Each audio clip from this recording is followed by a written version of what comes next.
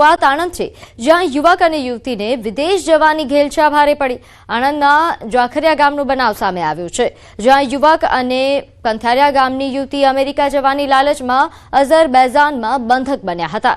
મુંબઈની એક મહિલા એજન્ટે તેમને દિલ્હી અને કેનેડા થઈ અમેરિકા મોકલવાનું કહી અઝરબૈજાનના બાકુમાં ગોંધી રાખ્યા હતા અને પરિવાર પાસે લાખોની ખંડણી માંગી હતી। આ મામલે પરિવારે આણંદના સાંસદ મિતેશ પટેલનો સંપર્ક કરતા તેમના અને ભારત સરકારના 24 કલાકના પ્રયત્નોથી બંનેને સુરક્ષિત રીતે રેસ્ક્યુ કરી ભારતીય દૂતાવાસ લાવવામાં આવ્યા છે। આ ઘટના બાદ સાંસદે યુવાનો અને વાલીઓને ખોટી રીતે વિદેશ જવાની ઘેલછા ન રાખવા અને એજન્ટોથી સાવધ રહેવા માટે અપીલ કરી છે। તો વધુ વિગત સાથે મારી સાથે સંવાદદાતા જનક જોડાઈ ગયા છે। જનક, આજે યુવક યુવતી કે જેમને વિદેશ જવાની ઘેલછા ભારે પડી છે, આ સમગ્ર બનાવ વિગતે જણાવશો। પ્રીતિ, આ જે સમગ્ર ઘટના છે આણંદ જિલ્લાની છે। આણંદ જિલ્લો એ એનઆરઆઈ જિલ્લો છે અને અહીંયા સ્વાભાવિક છે કે અહીંયાના યુવક યુવતીઓ વિદેશ જવા માટેની એક એમની બહુ અદમ્ય ઈચ્છા હોય છે। ત્યાં જઈને ધંધો રોજગાર કરવાની એક ખૂબ મોટી એમની ખેવના હોય છે અને જતા હોય છે। આવી જ રીતે આણંદ તાલુકાનું જે ગ્રામીણ વિસ્તાર છે ત્યાં કંથારિયાની યુવતી અને જાખરિયા ગામ છે ત્યાંનો એક યુવક એક એજન્ટના મારફતે એટલે મુંબઈના એક મહિલા એજન્ટના સંપર્કમાં આવેલા અને એમને વિદેશ જવાનું નક્કી થયેલું। પ્રથમ દિલ્હી, ત્યારબાદ ત્યાંથી કેનેડા અને અઝરબૈજાન એટલે કેનેડાના માર્ગે અમેરિકા જવાનું, પણ અઝરબૈજાનમાં આ જે યુવક યુવતી છે એ જે દલાલના જે કોઈ મળતિયાઓ છે એમને ગોંધી રાખેલા। પહેલા લગભગ 60 થી 65 લાખ રૂપિયાની રકમ તો એમને પડાવી હતી। ત્યાં માનસિક રીતે એમને ટોર્ચર બી કરવામાં આવ્યા હતા।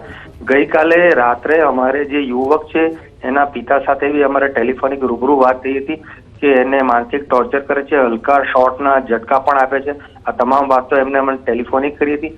મૂળ વાત એ છે કે ત્યારબાદ એમણે વધુ લગભગ 70 થી 80 લાખ રૂપિયાની માગણી કરી હતી અને આ જે બંને પરિવારો છે એમણે પ્રથમ તો જે પેટલાદના ધારાસભ્ય છે અને અત્યારે મંત્રી બી છે રાજ્ય સરકારમાં, એમનો સંપર્ક કર્યો હતો અને સ્વાભાવિક છે કે આ જ્યારે એમ્બસીની ને બધી વાત હોય ત્યારે જિલ્લા સાંસદનો જે એક રોલ થતો હોય છે ત્યારે જે કમલેશ પટેલના ભલામણથી જ મિતેશભાઈ પટેલનો સંપર્ક કરાયો। મિતેશભાઈ પટેલે આ સમગ્ર ઘટનામાં ખૂબ રસ લીધો, એમના કાર્યાલયે ખૂબ રસ લીધો। સૌથી પ્રથમ તો ભારત સરકારના જે આપણું વિદેશ ખાતું છે જ્યાં એસ જયશંકરજી છે એમના ડિપાર્ટમેન્ટનો સંપર્ક કરાયો। ત્યારબાદ પ્રધાનમંત્રીના કાર્યાલયને બી અવગત કરાય એવી અમારે વાત થઈ છે રૂબરૂ અને આખી ઘટના એમ્બસી ટુ એમ્બસીના માધ્યમથી એટલે અઝરબૈજાનની એમ્બસીને આપણી ઇન્ડિયન એમ્બસીએ ત્યાં કોન્ટેક્ટ અઝરબૈજાન કન્ટ્રીના જે ઓથોરિટી છે એને આપણી ઇન્ડિયન એમ્બસીએ કોન્ટેક્ટ કર્યો અને આ જે યુવક યુવતી છે અત્યારે બહુ સેફ છે અને ટૂંક સમયમાં જ એટલે કે એવા એક આયોજન થઈ રહ્યું છે કે યુવક યુવતીને અહીંયા એમના વતન આણંદ ખાતે લાવવામાં આવે, અહીંયા પરત મોકલવામાં આવે। પરંતુ ચોક્કસ કહી શકાય કે સમગ્ર જે યુવા વર્ગ છે એના માટે એક લાલબત્તી સમાન કિસ્સો છે કે કમ્પ્લીટ જે લીગલ જે સ્ટેપ્સ હોય છે કે લીગલી જે કોઈ ઓથોરિટી હોય કે જે કોઈ લીગલી કામ કરતા હોય આવી રીતે યુવક યુવતીઓને ત્યાં વિદેશમાં સેટલ કરવાનું એવા વિશ્વસનીય જે સૂત્રો છે એટલે જે આપણી પાસે સોર્સ છે એનો ઉપયોગ કરીને જ આ રીતે જવું જોઈએ। બિલકુલ બિલકુલ જનક, આપ જોડાયેલા રહેજો, આપણે સાંભળી લઈએ આ મામલે प्रतिक्रिया। विदेश मंत्रालय दिल्ली को मेल किया पूरी डिटेल्स के साथ, पासपोर्ट नंबर के साथ, उनके टिकट्स के साथ और पूरा डिटेल्स देने के बाद मैंने मंडे जब पार्लियामेंट सेशन था तब मैं विदेश मंत्रालय की ऑफिस में गया, वहां के सभी अधिकारी को मिला और एस जयशंकर अपने जो विदेश मंत्री जी है उनको मिला।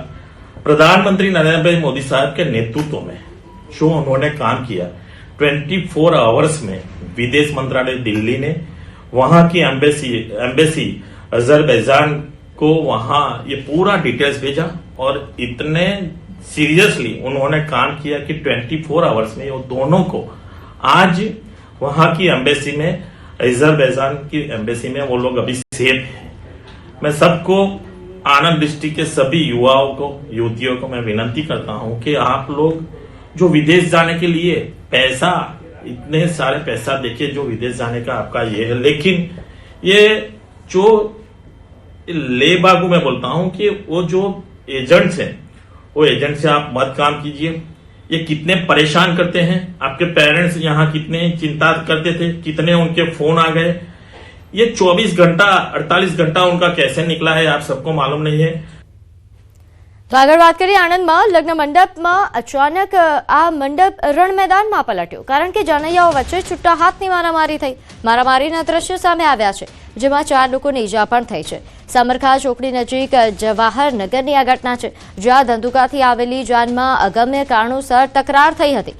લાકડાના દંડા વડે થયેલા હુમલામાં 4 લોકોને ઈજા પહોંચી છે. ઘટનાની જાણ થતાં આણંદ ટાઉન પોલીસ પહોંચી હતી અને લગ્ન મંડપમાં થયેલી લડાઈનો વિડીયો સામે આવ્યા બાદ જે આ પ્રસંગમાં અચાનક જે હિંસા ભડકી છે, જેના કારણે મહેમાનોમાં નાસભાગ મચી. વધુ વિગત સાથે મારી સાથે સંવાદદાતા જનક જોડાયા છે. જનક, આણંદમાં જે આ લગ્ન પ્રસંગ એ ધીંગાણામાં સર્જાઈ ગયો, ફેરવાઈ ગયો, શું હતો સમગ્ર બનાવ? ગઈકાલ સાંજની છે. આણંદની જે સામરખા ચોકડી છે ત્યાં ચુનારા સમાજની ખૂબ મોટી વસ્તી છે, જવાહરનગર વિસ્તાર છે એમનો, અને ત્યાંની એક દીકરી ધંધુકાના એક યુવાન સાથેનું સગપણ લગ્ન હતું અને ધંધુકાથી જાન આવી હતી. અગમ્ય કારણોસર આ જે લગ્નની જે વિધિ ચાલી રહી હતી ત્યારે જાનૈયાઓ અને જે યુવતી છે એના પરિવાર સાથે ઉગ્ર બોલાચાલી થઈ હતી અને ત્યારબાદ લાકડાના દંડા સાથે મારામારી થઈ હતી. લગભગ 4 થી 5 જેટલા લોકોને નાની મોટી ઈજા થઈ છે. સમગ્ર ઘટનાની જાણ આણંદ ટાઉન પોલીસને થતા આણંદ ટાઉન પોલીસ ઘટના સ્થળે દોડી આવી હતી અને મામલો થાળે પડ્યો હતો. ચોક્કસ કહી શકાય કે અત્યારે આજે સોશિયલ મીડિયાના સમયમાં આ જે મારામારીનો વિડીયો ત્યાંના સ્થાનિક જે કોઈ લગ્નમાં આવનાર લોકોએ કેપ્ચર કરી લીધો હતો અને સોશિયલ મીડિયામાં વાયરલ થયો હતો. આ વિડીયો સમગ્ર આણંદ શહેરમાં ટોપ ઓફ ધી ટાઉન એટલે કે ચર્ચાનો એક ખૂબ મહત્વનો કિસ્સો બન્યો. બિલકુલ, આભાર માહિતી આપવા બદલ. તો આગળ વાત કરીએ સુરતની. અહીં ભટારના નવજીવન ઇન્ડસ્ટ્રીયલમાં પ્લાયવુડના ગોડાઉનમાં અચાનક આગ લાગી. આગ લાગતા ફાયર વિભાગનો કાફલો ઘટના સ્થળે પહોંચ્યો. 10 થી 12 જેટલી ગાડીઓ ફાયર વિભાગની ઘટના સ્થળે પહોંચી અને આગના ધુમાડા જે વધારે હોવાના કારણે ફાયરના જવાનોને આગ પર કાબુ લેવામાં પણ મુશ્કેલી પડી. લાખો રૂપિયાનું નુકસાન થયા હોવાની આશંકા છે. જોકે હાલ કોઈ જાનહાનિ ન સર્જાયા હોવાની વિગત પ્રાપ્ત થઈ રહી છે અને આગ પર કાબુ મેળવી લેવામાં આવ્યો છે. તો આ દ્રશ્યો છે સુરતમાં, જે અહીં પ્લાયવુડના કારખાનામાં જે આગ લાગી હતી, જેના કારણે આગના ધુમાડાના ગોટે ગોટા જોઈ શકાય છે. આ ધુમાડાના કારણે ફાયરના જવાનોને આગ પર કાબુ મેળવવામાં પણ હાલાકી ભોગવવી પડી. વધુ વિગત સાથે મારી સાથે સંવાદદાતા કીર્તેશ જોડાઈ ગયા છે. કીર્તેશ, આગ મામલે શું અપડેટ? ભટાર વિસ્તારમાં નવજીવન સર્કલ નજીક આવેલી ઇન્ડસ્ટ્રીમાં પ્લાયવુડના એક ગોડાઉનમાં આગ લાગી હતી. જોકે આગની જાણકારી મળતા ફાયર વિભાગની 12 કરતા વધુ ગાડીઓ ઘટના સ્થળે પહોંચી હતી અને જે પ્રકારે ધુમાડા નીકળતા હતા તેને લઈને સમગ્ર વિસ્તારમાં ડરનો અને ભયનો માહોલ જોવા મળ્યો હતો. ખાસ કરીને ફાયર વિભાગ દ્વારા પાણીનો મારો કરી આગ પર કાબુ મેળવી લેવામાં આવ્યો છે, પણ આ આગમાં લાખો રૂપિયાનો માલ બળીને સવાર થઈ જવા પામ્યો છે. વહેલી સવારે લાગેલી આગને લઈને સમગ્ર વિસ્તારમાં એક સમય માટે દોડધામ મચી ગઈ હતી. જોકે આ કયા કારણસર લાગી તેને લઈને હજુ પણ રહસ્ય ઘેરાયેલું છે, ત્યારે હવે આ મામલે પોલીસે ગુનો દાખલ કરી તપાસ શરૂ કરી છે. જી, આભાર માહિતી આપવા બદલ. તો આ તરફ દ્વારકામાં ખંભાળિયા પાલિકાના ડમ્પિંગ યાર્ડમાં આગની ઘટના બની. ખંભાળિયા નજીક તરઘડી પાસે આવેલ ડમ્પિંગ યાર્ડમાં આગ લાગી. આગ લાગતા આસપાસના વિસ્તારોમાં ધુમાડાના ગોટી ગોટા નીકળ્યા. આગની ઘટનાને લઈને ખંભાળિયા ફાયર વિભાગ સ્થળ પર પહોંચ્યું. ભારે જહેમત બાદ આગ પર કાબુ મેળવાયો. ડમ્પિંગ યાર્ડમાં આગ લાગવાનું કારણ હાલ અકબંધ. તો આગળ વાત કરીએ વલસાડમાં રેલવે સ્ટેશન નજીક રિક્ષા ચાલક પર હુમલા મામલે. અહીં આ સમગ્ર મામલો સીસીટીવીમાં જે કેદ થયો હતો આ હુમલાની ઘટના, ત્યારે હુમલાખોર જાહેર રસ્તા પર એક યુવક રિક્ષા ચાલક પર હુમલો કરતા નજરે પડ્યો છે. આ સીસીટીવી દ્રશ્યો સામે આવ્યા છે. રિક્ષા ચાલકે સ્વબચાવમાં આરોપીનો પીછો પણ કર્યો હતો, જોકે આરોપી ઘટના સ્થળથી ફરાર થઈ ગયો. સમગ્ર ઘટના સીસીટીવી કેમેરામાં કેદ થઈ હતી. તીક્ષ્ણ હથિયારોથી હુમલો કરતા રિક્ષા ચાલક ઇજાગ્રસ્ત થયા છે. પોલીસે આરોપીની ધરપકડ કરી વધુ તપાસ શરૂ કરી. અંગત અદાવતમાં જ રિક્ષા ચાલક પર હુમલો કરાયા હોવાનું પોલીસનું અનુમાન છે. અને જઈ રહ્યો તે દરમિયાન એની એક જૂની અદાવત જે છે, આ કામનો જે આરોપી જે છે અજય બાંકેલાલ પ્રજાપતિની સાથે ચાલતી આવતી હતી અને અનુસંધાને જે તે વખતે લોકો વચ્ચે સમાધાન થઈ ગયું, પણ કોઈ કારણસર ફરી પાછું આ ઝઘડો થતા અજય જે છે એને એની રિક્ષા જ્યારે ધીમી પડી ત્યારે એને જાનથી મારી નાખીને ધમકી આપી અને એની સાથે ગાળાગાળી કરી અને એને પેટના ભાગે ચપ્પુ મારવાની ઘટના બની હતી અને ત્યાર પછી નાસી ગયો હતો. તો રાજકોટ શહેરમાં લૂંટારુઓ બેફામ બન્યા છે. યાજ્ઞિક રોડ પર આવેલા માલાબાર ડાયમંડ એન્ડ જ્વેલર્સ શોરૂમમાં ચોરીની ઘટના બની. ચોરીના લાઈવ સીસીટીવી સામે આવ્યા છે. ગ્રાહકના સ્વાંગમાં આવેલી એક મહિલા સોનાની ચેઇન ડિસ્પ્લે ટ્રેમાંથી ચોરી કરતા નજરે પડી. મહિલાની સાથે અન્ય 2 મહિલા અને 1 પુરુષ પણ હાજર હતા. 23 જાન્યુઆરીના રોજ આ ઘટના બની હતી. 7 ગ્રામ વજનનો અંદાજે 4.72 લાખ રૂપિયાનો આ સોનાની ચેઇન એ ચોરી કરતા નજરે પડે છે. ચોરી કરેલ સોનાની ચેઇન પોતાના વતનમાં વહેંચી દીધા હોવાની પણ વિગત પ્રાપ્ત થઈ રહી છે. ચોરીના આ કેસમાં પુણેથી એક આરોપીની ધરપકડ થઈ છે, જ્યારે 3 મહિલા આરોપીઓ હજુ ફરાર છે. આરોપીઓ અલગ અલગ રાજ્યોમાં કાર ભાડે લઈને આવી ચોરી કરતા હતા. પકડાયેલા આરોપી પાસેથી 80,000 રૂપિયા રોકડ કબજે કરવામાં આવ્યા છે, જ્યારે ફરાર 3 મહિલા આરોપીની શોધખોળ તેજ કરાઈ છે. અને તેની પાસેથી 80,000 રૂપિયા રિકવર કરવામાં આવેલ છે. તેનો ગુનાહિત અલગ અલગ રાજ્યોમાં તેને 5 જેટલા ગુના કરેલ છે. ગોવા, કર્ણાટક, ભોપાલ, મહારાષ્ટ્ર, સુરત વગેરે ગુનામાં આ રીતના સોના ચાંદીના દાગીનાના શોરૂમમાં જઈ અને આખી ટોળકી જઈ અને ગમે તે વસ્તુ સેરવી લેવાની દાગીનાની અને ચોરી કરી લઈને નાસી જવાની વૃત્તિ ધરાવે છે. તો રાજકોટમાં 120 કિલો ચાંદીની ચોરીના કેસમાં વધુ એકની ધરપકડ થઈ છે. ક્રાઇમ બ્રાન્ચે આરોપી મંગુસિંહ રાઠોડની ધરપકડ કરી. આરોપી પાસેથી 40 કિલો ચાંદી જપ્ત કરવામાં આવ્યું છે. આરોપીએ 10 કિલો ચાંદી ઉગાડી પણ નાખી હતી. ક્રાઇમ બ્રાન્ચે ચાંદી ઉગાડવા માટેની ભઠ્ઠી સહિતનો મુદ્દામાલ પણ જપ્ત કર્યો છે. નોંધનીય છે કે રાજકોટમાં ચોરીની ઘટના બની હતી, જેનો આરોપી અમદાવાદથી ઝડપાયો. રાજકોટમાં 120 કિલો ચાંદીની ચોરી કરી હતી, જે બાદ અમદાવાદમાં તેને ઉગાડવાનું કાર્ય કરી રહ્યો હતો. જોકે ક્રાઇમ બ્રાન્ચે ચાંદી ઉગાડવા માટેની ભઠ્ઠી સહિતનો મુદ્દામાલ પણ જપ્ત કર્યો છે અને આરોપીની ધરપકડ કરી છે. સાથે આગળની તપાસ પણ હાથ ધરવામાં આવી છે. અગાઉ પણ ચોરીની ઘટનાઓને અંજામ આપ્યો છે કે કેમ? તો આગળ વાત કરીએ સુરતના ઓલપાડમાં સાયણમાં પોલીસની કાર્યવાહી. સાયણ ગામે સરકારી કામ રોકીને જેસીબી ચાલકને મારનાર સામે કાર્યવાહી હાથ ધરાઈ. સાયણ બજારમાં જાહેરમાં સરઘસ કાઢી દીપક બિંદ પાસે માફી મંગાવવામાં આવી. અસામાજિક તત્વોને પોલીસે કાયદાનો પાઠ ભણાવ્યો છે. કોન્ટ્રાક્ટર દ્વારા થતા કામો રોકીને જેસીબીના ડ્રાઈવરને જાનથી મારી નાખવાની ધમકી આપી હતી. સમગ્ર મામલે પોલીસે ગુનો નોંધી આરોપી દીપક બિંદને ઝડપી પાડ્યો. તો આ દ્રશ્યો જોઈ શકાય છે કે આરોપી કે જેનું પોલીસે સરઘસ કાઢ્યું તેને કાયદાનું ભાન કરાવ્યું. કોન્ટ્રાક્ટર દ્વારા થતા કામો આરોપીએ રોક્યા હતા. જેસીબી ડ્રાઈવરને જાનથી મારી નાખવાની ધમકી આપી હતી. આગળ વાત કરીએ મહેસાણા જિલ્લાના ઊંઝામાં ફૂડ વિભાગનો સપાટો. માધવ એસ્ટેટ સ્થિત પટેલ સુમિતકુમાર વસંતલાલની ફેક્ટરી પર દરોડા પાડ્યા, જેમાં 7.44 લાખથી વધુ કિંમતનો શંકાસ્પદ જીરું અને વિવિધ પાવડરનો જથ્થો સીઝ કર્યો છે. જિલ્લા ફૂડ ઓફિસર જીજે ચૌધરીના માર્ગદર્શન હેઠળ સિનિયર ફૂડ સેફ્ટી ઓફિસરોની ટીમે કાર્યવાહી દરમિયાન 13,258 કિલો શંકાસ્પદ જીરું ઉપરાંત બ્રાઉન, કાળો અને લીલો પાવડર સહિત હજારો કિલો જથ્થો કસ્ટડીમાં લીધો છે. સ્થળ પરથી નમૂનાઓ લઈ લેબોરેટરીમાં પરીક્ષણ માટે મોકલવામાં આવ્યા છે અને રિપોર્ટ બાદ કાયદેસરની કાર્યવાહી હાથ ધરાશે.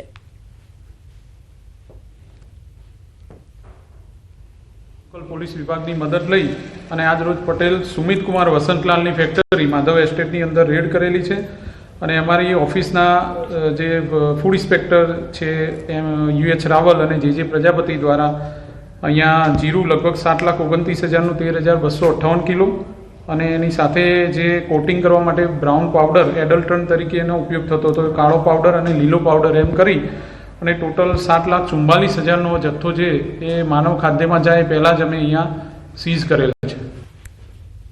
તો ભાવનગરમાં એસઆઈઆરની કામગીરીના વિરોધમાં કોંગ્રેસે અનોખું વિરોધ પ્રદર્શન કર્યું. કોંગ્રેસ કાર્યકરોએ ગધર્બ સાથે વરઘોડો કાઢી દેખાવ કર્યા. એસઆઈઆરની કામગીરીના વિરોધમાં કલેક્ટર કચેરીએ આવેદનપત્ર પણ આપ્યું, જેમાં ફોર્મ નંબર 7 ખોટા ભરાયા હોવાનો આક્ષેપ કરાયો છે. સાથે જ ખોટા ફોર્મ ભરનારાઓ વિરુદ્ધ એફઆઈઆર કામગીરી કરવાની પણ માંગ કરાઈ છે.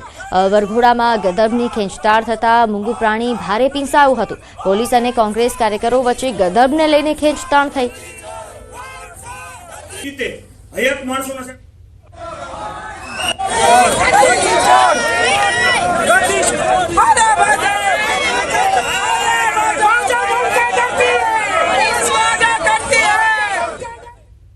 તો એસઆરની કામગીરીનો આ વિરોધ છે જેના દ્રશ્યો સામે આવ્યા છે. એમાં ખાસ કરીને જે આ ગદર્ભની ખેંચતાણ જોવા મળી, જેના વિડીયો વાયરલ થઈ રહ્યા છે અને ઘણી ચર્ચાઓ થઈ રહી છે.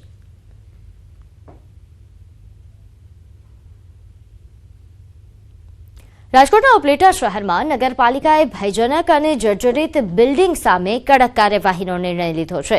બસ સ્ટેન્ડ ચોક વિસ્તારમાં આવેલી રવિ ટાવર નામની બહુમાળી ઇમારત અત્યંત બિસ્માર બની છે, જેને લઈને નગરપાલિકાએ અગાઉ અનેક નોટિસો પણ આપી હતી, છતાં કોઈ કાર્યવાહી ન થતાં અંતે સામાન્ય સભામાં આ બિલ્ડિંગને જમીનદોસ્ત કરવાનો ઠરાવ પસાર કરાયો અને એ મંજૂર થયો, જે બાદ કુલ 25 રહેણાંક બ્લોક અને આગળની દુકાનો ખાલી કરાવીને હવે ડિમોલેશન હાથ ધરાયું છે. અહીં ગીચ વિસ્તાર હોવાના કારણે માનવબળ દ્વારા તોડકામ કરાશે. ખૂબ જ જોખમી હાલતમાં છે. એ આપણે રવિ ટાવર્સ કરીને ઇમારત છે, એટલે અગાઉ અવારનવાર નોટિસો આપેલી હતી, તેમ છતાં તેમના જે ભાડુઆત જે માલિકો એમના દ્વારા આગે કોઈ કાર્યવાહી કરવામાં આવેલ નથી. આ બિલ્ડિંગને જમીનદોસ્ત કરવા માટે ઠરાવ કરવામાં આવે છે, એટલે એને ધ્યાને લઈ અને ગુજરાત નગરપાલિકા અધિનિયમની કલમ નંબર 182 અન્વયે આ કાર્યવાહી હાથ ધરવામાં આવશે. આગળ વાત કરીએ સુરેન્દ્રનગરથી મહત્વના સમાચાર. અહીં સ્થાનિક સ્વરાજ્યની ચૂંટણી પહેલા આપને ફટકો પડ્યો છે. આમ આદમી પાર્ટીમાંથી રાજુ કરપડાએ રાજીનામું આપ્યું. આમ આદમી પાર્ટીના તમામ હોદ્દાઓ પરથી તેમણે રાજીનામું આપ્યું છે. આમ આદમી પાર્ટીના પ્રદેશ કિસાન સંગઠનના અધ્યક્ષ રાજુ કરપડાએ રાજીનામું આપ્યું. આમ આદમી પાર્ટીના રાષ્ટ્રીય સંયોજક અરવિંદ કેજરીવાલને રાજીનામું આપ્યા હોવાની વિગત છે. વ્યક્તિગત કારણોના કારણે આમ આદમી પાર્ટીમાં જવાબદારી નહીં સંભાળી શકે તેવો ઉલ્લેખ રાજીનામામાં કરવામાં આવ્યો. સુરેન્દ્રનગર જિલ્લા સહિત રાજ્યભરના ખેડૂતોના પ્રશ્ને લડત આપનાર યુવા નેતાએ અચાનક રાજીનામું આપતા રાજકીય માહોલ ગરમાયો છે. નોંધનીય છે કે સ્થાનિક સ્વરાજ્યની ચૂંટણી નજીક આવી રહી છે અને તે પહેલા આ પ્રકારે રાજીનામું આપતા રાજકીય માહોલ ગરમાયો છે. વધુ વિગત સાથે મારી સાથે સંવાદદાતા અક્ષય જોડાઈ ગયા છે. સુરેન્દ્રનગરમાં અચાનક આ રાજકીય ગરમાવો, અચાનક યુવા નેતાએ શા કારણે રાજીનામું આપવું પડ્યું? જી, ચોક્કસથી વાત કરવા તો રાજુભાઈ કરપડા સુરેન્દ્રનગર જિલ્લા સહિત સમગ્ર રાજ્યમાં ખેડૂત નેતા તરીકે લોકપ્રિય હતા અને તેમની એક આગવી ઓળખ હતી. ખાસ કરીને જે હળદરમાં જે કરદાકાંડ થયો તેમાં અંદાજે 100 દિવસથી વધુનો જેલવાસ ભોગવ્યા બાદ તાજેતરમાં તેઓ બહાર આવ્યા હતા. સુરેન્દ્રનગર ખાતે ખાસ સભા પણ યોજવામાં આવી હતી, પરંતુ અચાનક જ આજે રાજુભાઈ કરપડા દ્વારા આ મામલે આમ આદમી પાર્ટીના મોવડી મંડળને લેખિતમાં રાજીનામું મોકલવામાં આવ્યું છે. એમાં કોઈ ખાસ કારણનો ઉલ્લેખ કરવામાં નથી આવ્યો, પરંતુ માત્ર ને માત્ર વ્યક્તિગત કારણોસર કોઈ પણ પ્રકારની જવાબદારી છે તે નિભાવી ન શકતા હોવાનું તેમણે હાલ પત્રમાં જણાવ્યું છે. પરંતુ અંદર કંઈક બીજું જ રંધાઈ રહ્યું હોય તેવું હાલ ચોક્કસથી લાગી રહ્યું છે. આ મામલે આગામી સમયમાં વધુ ચોંકાવનારા ખુલાસાઓ થાય તેવી પણ હાલ શક્યતાઓ સેવાઈ રહી છે.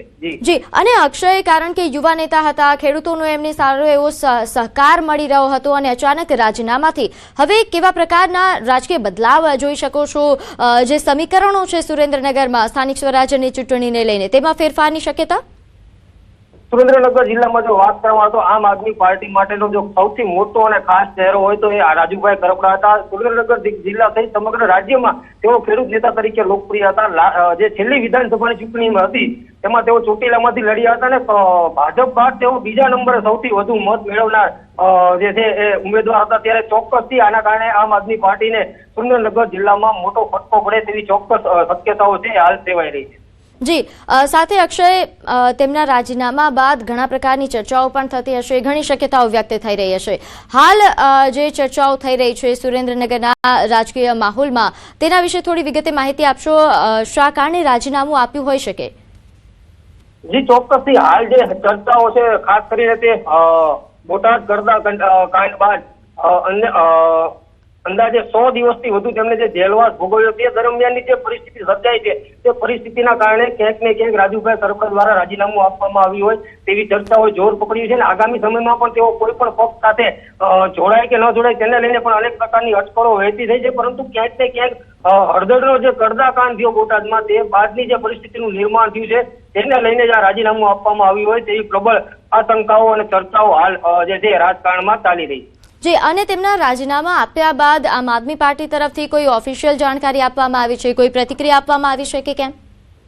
જી ના, હજુ સુધી આ મામલે આમ આદમી પાર્ટી કે ખુદ રાજુભાઈ કરપડા દ્વારા કોઈ પણ પ્રકારની જે છે એ પ્રતિક્રિયા આપવામાં આવી નથી. આગામી સમયમાં આમ આદમી પાર્ટીના જે સ્થાનિક નેતાઓ છે તેના દ્વારા આ મામલે પ્રતિક્રિયા આપવામાં આવે તેવી શક્યતાઓ છે. જી, અને રાજુ કરપડા તરફથી અન્ય કોઈ જાણકારી અપાઈ છે? રાજીનામા બાદની કોઈ પ્રતિક્રિયા તેમની સામે આવી? આપની કોઈ ચર્ચા થઈ? જી, તેમણે તો હાલ જે રાજીનામામાં જે પત્રમાં દર્શાવ્યું છે તે જ કે વ્યક્તિગત કારણોસર અને પારિવારિક કારણોસર તેઓ આ જવાબદારી છે વધુ વહન કરી શકે તેમ નથી. એના કારણે તેમને આ રાજીનામું આપ્યું છે. ટૂંકમાં જો દેશી ભાષામાં કહીએ તો મગનું નામ મરી પાડવા તેઓ હાલ તૈયાર નથી. એટલે આગામી સમયમાં આ મામલે ખુલાસા થાય એવું ચોક્કસથી લાગી રહ્યું છે. અને કોઈ અન્ય કારણ ન દર્શાવવામાં આવતા અનેક પ્રકારની અટકળો છે તેને ખાસ કરીને જોર પકડ્યું છે. બિલકુલ. અને જો તેમનું રાજીનામું સ્વીકારી લેવામાં આવે છે તો કેવા પ્રકારના બદલાવો આ સ્થાનિક સ્વરાજ્યની ચૂંટણીમાં આપ જોઈ રહ્યા છો? જો તેમનું રાજીનામું સ્વીકારવામાં આવે તો સુરેન્દ્રનગર જિલ્લામાં આમ આદમી પાર્ટીને મોટામાં મોટો ફટકો પડે તેવી શક્યતાઓ સેવાઈ રહી છે. આ ઉપરાંત સમગ્ર રાજ્યમાં તેમની જે ખેડૂત નેતા તરીકેની લોકપ્રિયતા તેને લઈને ક્યાંક ને ક્યાંક આમ આદમી પાર્ટીમાં જે આગામી ચૂંટણીઓ આવી રહી છે તેમાં ખાસ કરીને સ્થાનિક સ્વરાજની ચૂંટણીમાં આમ આદમી પાર્ટીને મોટામાં મોટું જે છે એ મતદાનમાં ફરક પડશે, ભંગાણ પડશે. સુરેન્દ્રનગર જિલ્લાના એક લોકપ્રિય નેતા તરીકે તેમની ખોટ છે એ આમ આદમી પાર્ટીને ચોક્કસથી વર્તાશે. બિલકુલ, આભાર માહિતી આપવા બદલ. તો આગળ વાત કરીએ સ્થાનિક સ્વરાજ્યની ચૂંટણી પૂર્વે ભાજપના પ્રદેશ પ્રમુખ ગ્રાઉન્ડ પર આવ્યા છે. ભાજપના પ્રદેશ પ્રમુખ આજે મધ્ય ગુજરાતના પ્રવાસે છે. સવારે 11 કલાકે તેઓ પંચમહાલના કાલોલમાં કાર્યકરોને સંબોધશે. સાંજે 4 કલાકે ગોધરા ખાતે કાર્યકર્તા સંમેલનને સંબોધિત કરશે. અને ભાજપમાં આજે પંડિત દીનદયાળ ઉપાધ્યાયજીની પુણ્યતિથિની તમામ કાર્યકર્તાઓ ઉજવણી કરી રહ્યા છે. ત્યારે સમર્પણ દિવસ તરીકે રાજ્યભરમાં આ દિવસની ઉજવણી કરવામાં આવી રહી છે. રાજ્યના તમામ જિલ્લા અને મહાનગરોમાં ભાજપ સંગઠન દ્વારા પુષ્પાંજલિ કાર્યક્રમ પણ થશે. તમામ જિલ્લા અને મહાનગરમાં પંડિત દીનદયાળ ઉપાધ્યાયના જીવન વૃત્તાંત અને વ્યાખ્યાન થશે. એકાત્મ માનવ દર્શન અંગેના વિચારો સાથે યુવા પેઢીને માર્ગદર્શન પણ આપવામાં આવશે. તો આગળ વાત કરીએ દાહોદના ગરબાડાના છરછોડામાં પ્રોહિબિશન રેડ દરમિયાન પોલીસ પર હુમલો થયો. જેસાવાડા પોલીસ મથકની ટીમ પર મહિલા સહિત 6 ઇસમોએ હુમલા કર્યા હોવાની વિગત છે. એએસઆઈ સિરાજ અબ્દુલ્લા શેખને સામાન્ય ઈજા પહોંચી છે. આ હુમલામાં પોલીસે રેડ દરમિયાન કુલ ₹16,546ના કિંમતના વિદેશી દારૂની 51 બોટલો કબજે કરી હતી. મુદ્દામાલ કબજે કર્યા બાદ પંચનામાની કાર્યવાહી દરમિયાન આરોપીઓએ પોલીસ સાથે ઝપાઝપી કરી, શર્ટનું કોલર ફાડી નાખ્યું અને જાનથી મારી નાખવાની ધમકીઓ પણ આપ્યા હોવાનો ફરિયાદમાં ઉલ્લેખ છે. આ મામલે મહિલા સહિત 6 આરોપીઓ સામે નામજોગ ગુનો નોંધીને પોલીસે આગળની કાયદેસરની કાર્યવાહી હાથ ધરી છે. તો આગળ વાત કરીએ અમદાવાદના સુખરામનગરમાં ગેલેરી ધરાશાયી થઈ છે. સુખરામનગર પાસે આવેલી સંત વિનોબાનગરમાં ગેલેરી ધરાશાયી થયા હોવાની ઘટના સામે આવી છે. ગેલેરી ધરાશાયી થતા 20 જેટલા લોકો મકાનોમાં ફસાયા હોવાની વિગત છે. 6 થી વધુ લોકોને ઈજાઓ પણ પહોંચી છે. ફસાયેલા લોકોને બચાવવા માટે ફાયર વિભાગની ટીમ ઘટના સ્થળે પહોંચી છે. 2 મહિનામાં બીજી વાર અહીં ગેલેરી ધરાશાયી થઈ છે. તો અમદાવાદના સુખરામનગરના દ્રશ્યો આપ જોઈ રહ્યા છો. અહીં આ જર્જરિત બિલ્ડિંગમાં ગેલેરી ધરાશાયી થયા હોવાની ઘટના સામે આવી છે, જેના કારણે 20 જેટલા લોકો અહીંના મકાનોમાં ફસાયા હતા, જેમાંથી 6 થી વધુ લોકોને ઈજા પહોંચ્યા હોવાની પણ પ્રાથમિક વિગત છે. જોકે હાલ ફાયર વિભાગની ટીમ ઘટના સ્થળે છે અને તમામ જે લોકો ફસાયા છે તેમને રેસ્ક્યુ કરવાની, તેમને બહાર કાઢવાની પ્રક્રિયા હાથ ધરાઈ.